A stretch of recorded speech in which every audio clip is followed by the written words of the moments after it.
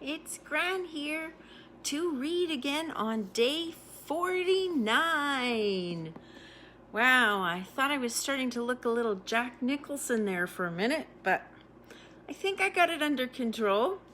I have all this little hair that has shown up with, I don't know, being at home.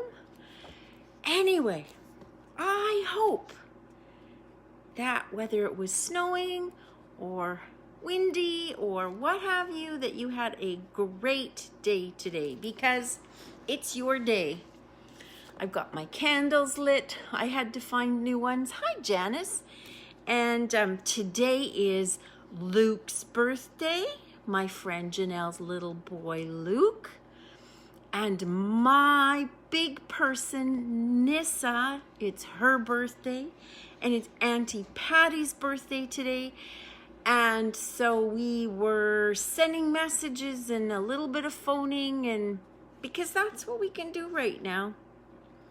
But one day, watch out.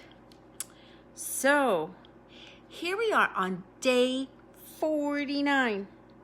I have my hair all put up because it's toasty by the fire. And our story today comes from Japan.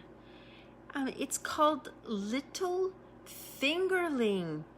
And I hope that Brandon and Neva and Arlo, if they're watching, hi Vicky, and all the other little people, I just hope you enjoy it. If you want me to say your name, you can send me a message, but I'm trying. And there's also Max and Rhea and Taylor and Jack that watch. And maybe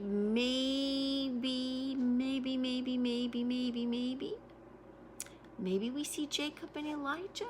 It's hard to know. I'm hoping Isaac and Aaron and Bennett watch too. And of course, Kai waiting for his spaghetti. And maybe Rayan and Merrick too. So this book is based on a Japanese folk tale, and it's retold by Monica Hughes, and it's illustrated by Brenda Clark. And the publisher is Kids Can Press, and it was printed way back in 1989. And this is the front of the book.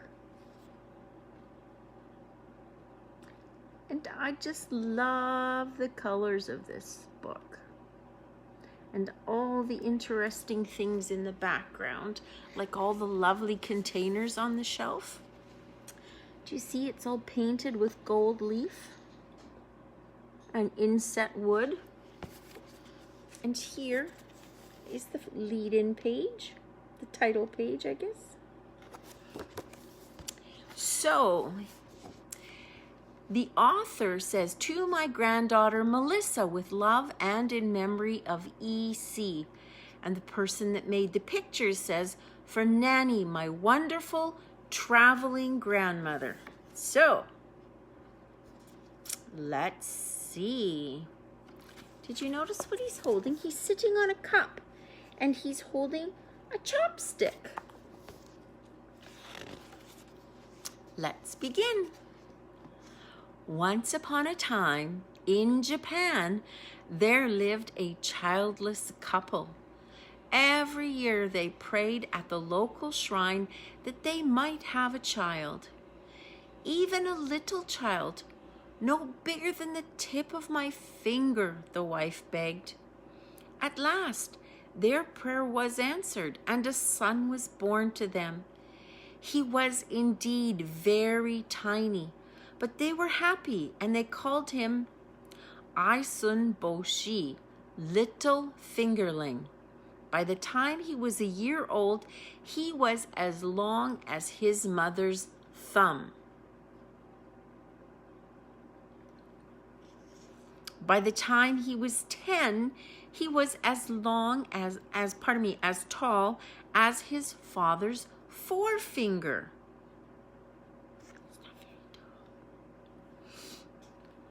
He grew up happy and resourceful, helping his mother in the house by preparing vegetables, and his father on the farm by picking weeds and gathering stray grains of rice.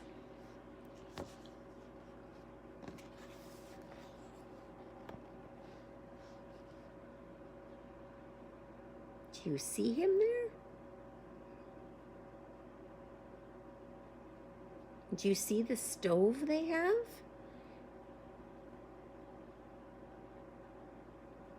Do you see his father out in the yard? But when he was 15 years old and the height of his father's longest finger, he said to himself, I am a grown man, and I have seen nothing of the world but my mother's charcoal stove and my father's plow. He bowed to his parents. Honored father, honored mother, you have given me a home for 15 years. You have fed me, clothed me, taught me all you know. Now it is time for me to go into the world and make my own way. His mother and father looked sadly at each other and thought, how can our little Fingerling make his way in the world? He will be trampled to death beneath the feet of the crowd. They begged him not to leave the safety of their home, but Aisun Boshi was determined to seek his fortune.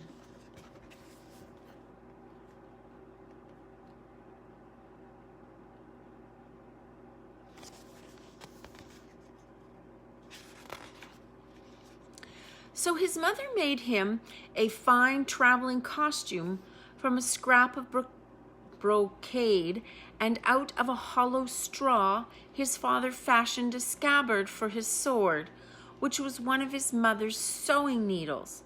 They also gave him their best lacquer rice bowl and a pair of fine chopsticks. Aisun Boshi bowed respectfully to his parents and set off down the road with his sword stuck in his sash, his chopstick under one arm, and his rice bowl over his head to keep his fine clothes dry, as it was raining. Going around the puddles, which were too deep for him to wade through, he trudged down the path that led from the farm to the road that would take him to Kyoto.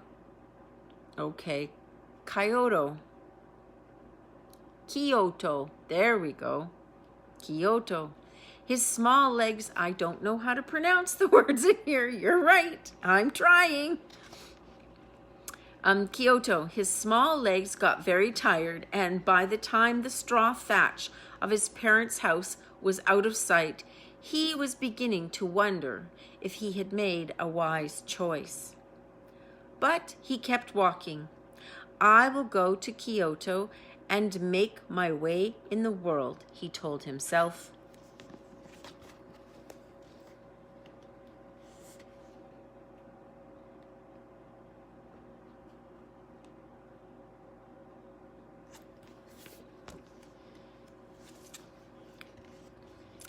Some time later, he came to a stream crossing the road.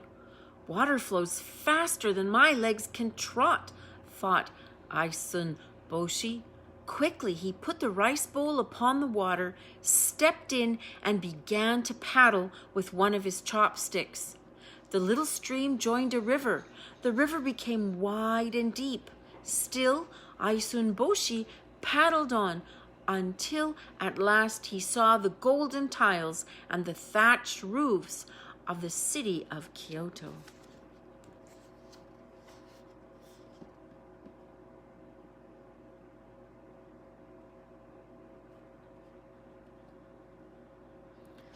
Do you see the determination on his face? That wasn't too bad, he said as he jumped ashore and pulled his rice bowl after him.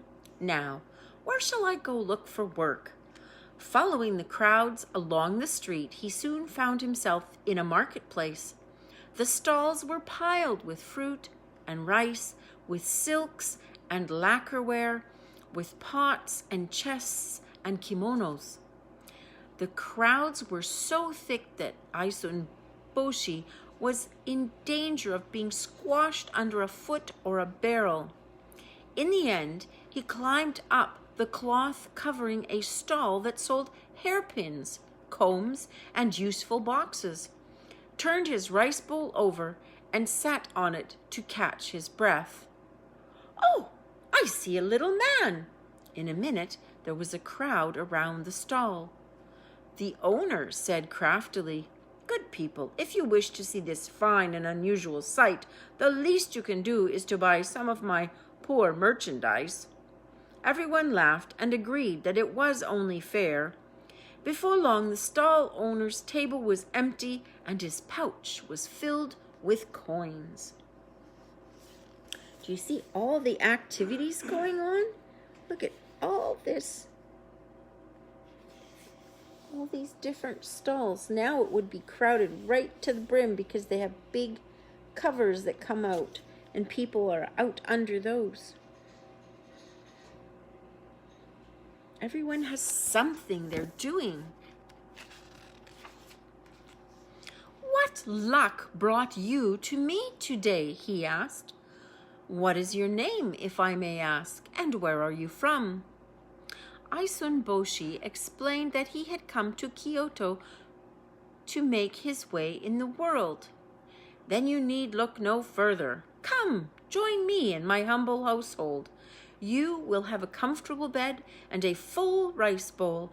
All I ask in return is that you sit on my table during working hours." "Thank you, honored sir." Aisun Boshi stood up and bowed. "But it would not suit me at all to sit idly by. I know that the suit my mother made for me is very fine, as are my sword and scabbard, but they are not worthy of so much comment." "Then help me with my work if you wish. Your small fingers will decorate my combs most gracefully. Alas, the man who paints them is old and nearly blind." So Aisun Boshi agreed to work with the stall owner, filling in fine lines with gold lacquer on boxes and combs. In a few months, the stall owner's reputation had spread far and wide.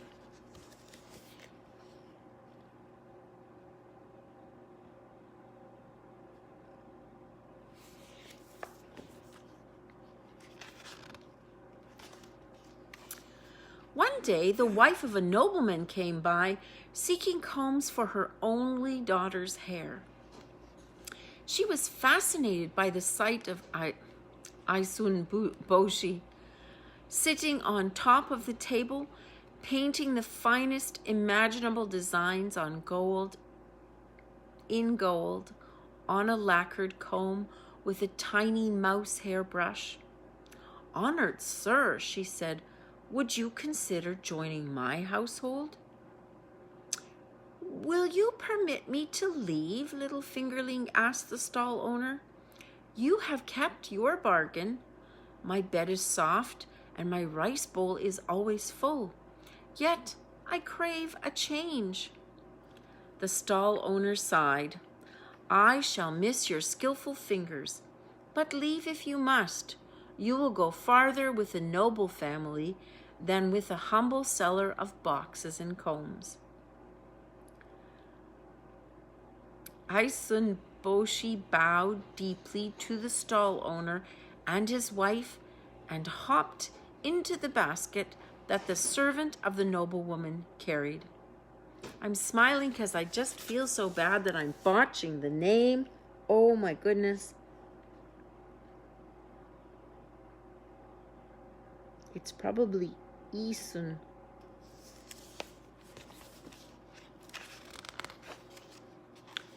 In the house of the nobleman, he learned to read and write, to fight with a sword, and to dance, all the things that children of the house learned. They quickly grew very fond of him, especially the nobleman's daughter, whose name was Plum Blossom. So see, their house is different than ours. There are walls made out of rice paper so that they can change how they use their space. And they have mats and shelves on the side, and things go up on the shelves, and they sleep on these mats as well. I hope you can see.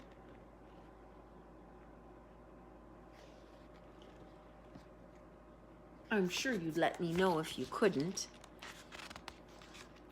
Did you see all the musical instruments too? We're going to need those in a couple of minutes, aren't we? One day, Plum Blossom wished to visit the temple of Canzion, the goddess of mercy. She wished to ask Canzion for help, for in spite of herself, she had fallen in love with Isunboshi. But how can I give my heart to a person who is smaller than my hand? She asked herself. Yet he is so brave and handsome that my knees shake whenever I see him. You cannot go to the shrine now, Plum Blossom. Let me try that again. You cannot go to the shrine now, Plum Blossom, her mother said. I am busy, and the servants are all making rice cakes for the festival. I will go with you, honored daughter of my mistress, exclaimed Isunboshi, bowing very deeply. I will protect you with my life. For Isunboshi was secretly in love with Plum Blossom. The family and servants all hid their smiles politely behind their hands at the idea of Isunboshi escorting Plum Blossom, but she could not bear to hurt his feelings. Thank you, Isunboshi. I know I will be safe with you.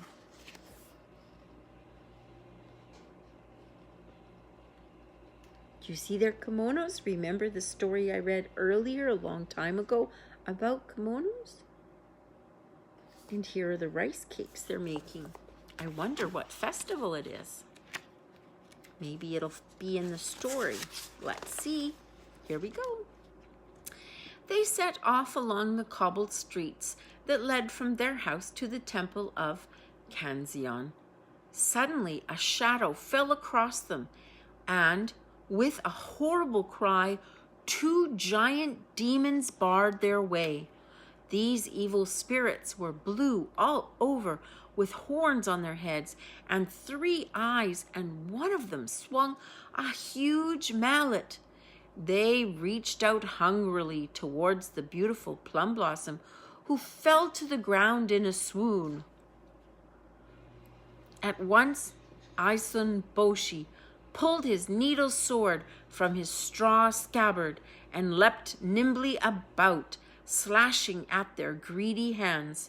But there were 2 of them, and only one Isunboshi, who was far smaller than their littlest finger. At length, one of them managed to grab him between finger and thumb.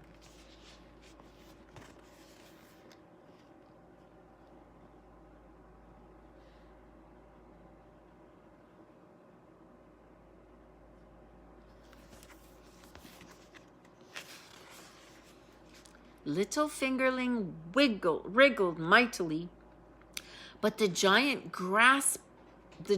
grasp around his waist was too tight. He was lifted high in the air and popped into the giant's mouth. It was very dark inside the giant's stomach, and his huge heart thumped terribly. Only a little light appeared whenever he opened his mouth to roar. I must save Plum Blossom, Isunboshi said to himself, and stabbing his sword into the giant's gullet, he pulled himself up.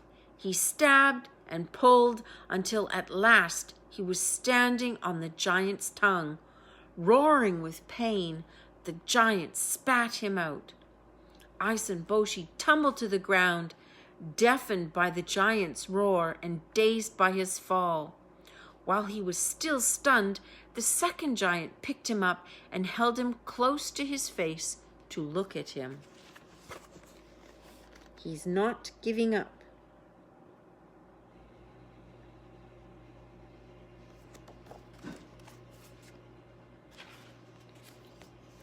Quickly, Isomboshi stabbed the giant in one of his 3 great eyes, and with a terrible shriek, both demons vanished.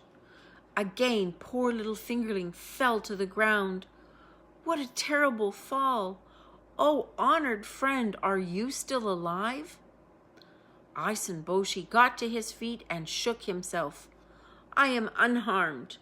But, honored daughter of my mistress, how are you? Thanks to your bravery, I am unhurt, dear Isomboshi. They both blushed and turned away from each other. See what the demons dropped in their hurry to be gone, Plum Blossom exclaimed. I believe it is a lucky mallet, such as the one of Daikoku, the god of wealth and good fortune, carries. They say that when struck upon the ground, it will grant you your wish. Alas, it is too heavy for me, little Fingerling said sadly. Allow me to strike it for you. What is your wish? Isomboshi looked down and could say nothing, for he knew that it was impossible that he could ever marry Plum Blossom.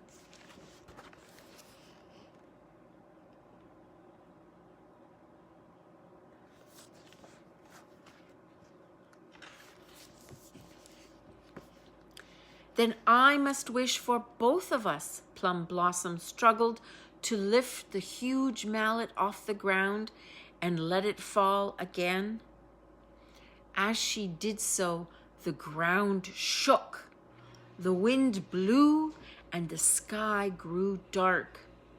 They both cried out and covered their eyes in fear.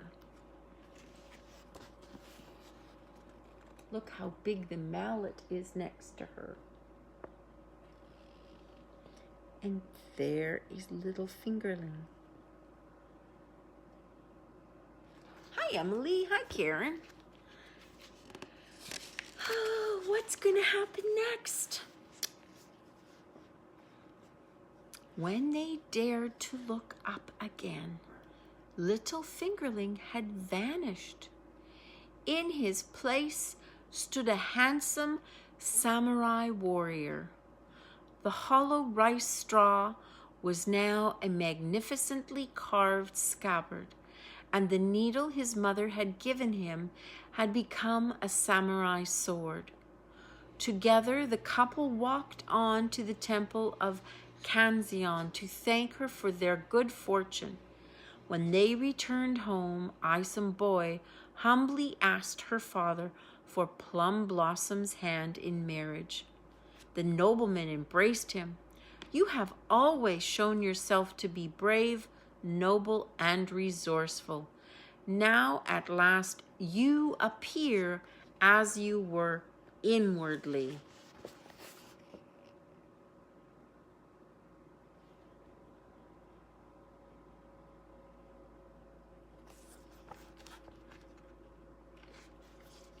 So, Isomboshi and Plum Blossom lived happily in Kyoto for the rest of their lives, and Isomboshi, now no longer little Fingerling, brought his parents from their farm so that he might care for them honorably in their old age. Oh, look, it's a boat. And there's the bridge they have to cross to get to Kyoto.